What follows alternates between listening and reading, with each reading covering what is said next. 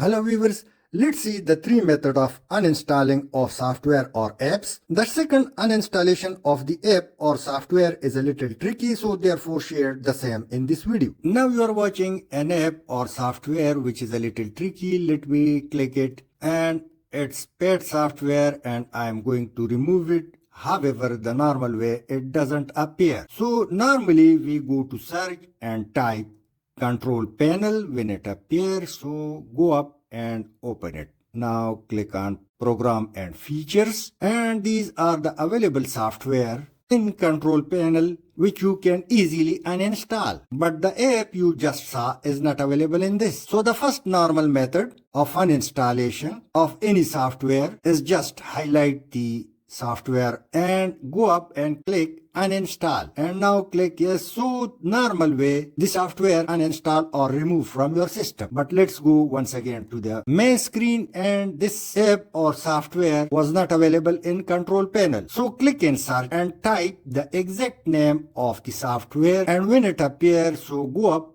and right click, choose uninstall, and now this app will be removed. Let me click uninstall and let's see either it has been removed or it's still existing. So once again let me go to the search and type the exact name of the software, and you can see that the software on this name is not available in the window. The third and the last method, simply right click on the software or app and choose open file location. When it opens, so you can simply remove it by clicking uninstall exe, but let's close it and let's go again on the same software, right click and property and go down and click on open file location, and now we are again in the same folder, so click uninstall.exe of the software. When you double click, so a message appear, are you sure you want to uninstall? So click OK. And these were the three easy methods through which you can uninstall the software or app. Thanks for watching.